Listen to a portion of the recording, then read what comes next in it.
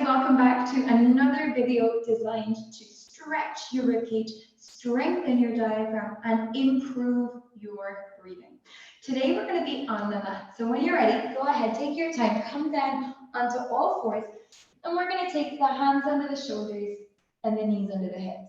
Okay, here let's just go ahead and sit back and forwards, back and forwards. One more time. Good. And find your center. Okay, from here, hands are under the shoulders, knees are under the hips. And we're going to maybe, if you can, walk your hands slightly further back. We're going to press the hands into the mat and round that entire spine from your tail to your crown, really focusing on the movement of the ribs. And then we're going to send the tailbone out behind, reaching the head forward and open up the front of you and the back of you. We're going to round and we're going to release. And we're going to flex the spine, disc goes back, ribs go back. We're going to extend the spine, disc goes forwards, ribs go forwards. One more time. Flex. And extend. Steady somewhere in the middle now. Just your shoulder blades. Slide towards each other and slide away from each other. Feeling that journey of your shoulder blades sliding beautifully around your ribs, which is going to allow those ribs to move. So good. One more time. Nice. And then stay. Find your center. Head on your spine. And I want you to keep your spine really steady, really still. All that moves is your belly. We're going to inhale and drop your belly to the floor. Exhale and allow your belly to pull away from the floor. Reset your back as you need to. Inhale, belly drops to the floor. Exhale, it pulls up. Almost like it's a weight dropping down and then it springs back up on that exhale. Let's do it one more time. Seat bones widen, pelvic floor stretches as your belly drops down. Belly pulls up and we find that center. Good. Let's round the spine. And what I want you to think about is these lower ribs sliding down into your abdominal wall. Let's take an inhale here into the back of your ribcage. And as you exhale, you're going to deepen the round, deepen the round, deepen the round. Good. Again, inhale. Exhale, deepen the round, deepen the round, deepen the round. One more time. Inhale. And then exhale, round, round, round, round. And then just gently stay in your round. We're going to come forwards. And we're going to go back. Good. Come forward. Stay rounded as you can. And back. Your abdominals are going to be working here, yeah? Good. And back. And then back to the center. Stay in that beautiful rounded position. One knee comes in. And then leg goes back.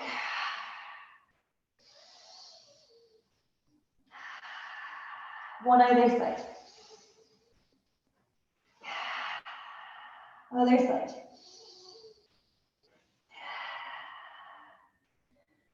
Whew. And find your center. We're going to start to circle. So you're going to sweep your hips to the right. Your ribs go left and circle. Sweep and circle. Sweep and reverse it. Sweep and circle. Sweep and around. One more. Sweep and around and back to center. Good. We're going to take both hands to the left. So you're going to go left hand to the left, fingertips pointing out. Right hand follows. And see, notice how we rotate. So I'm narrowing, closing my left ribs as I go left, and I'm opening my right ribs as I go left. I'm going to push down into the ground, round the spine, and be here. Breathe into the right ribs, and exhale it out. Deepen the round again. Nice and quiet in the breathing. One more.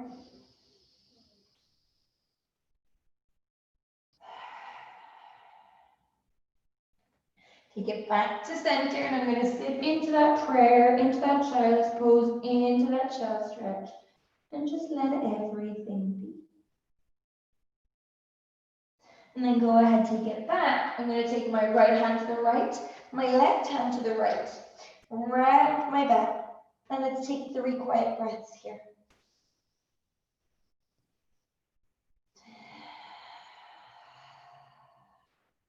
Again.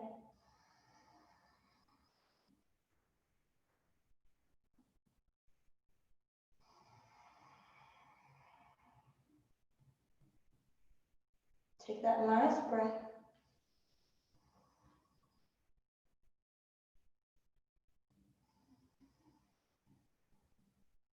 Let your back unfold.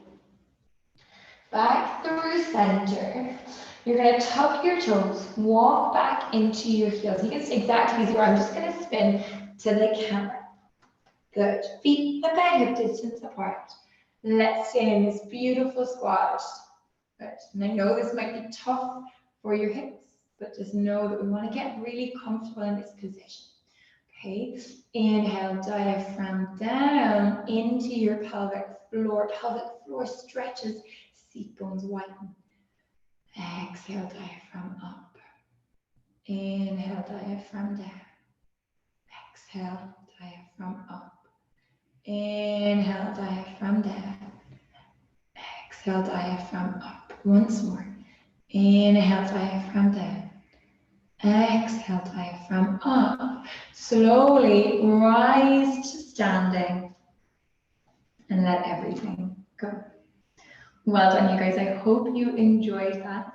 Making sure that we get that rib cage to really round, to get these lower ribs to depress, to slide down and roll towards each other, is one of the most important things that we can do on a daily basis to really make sure that we can execute really well a full exhale.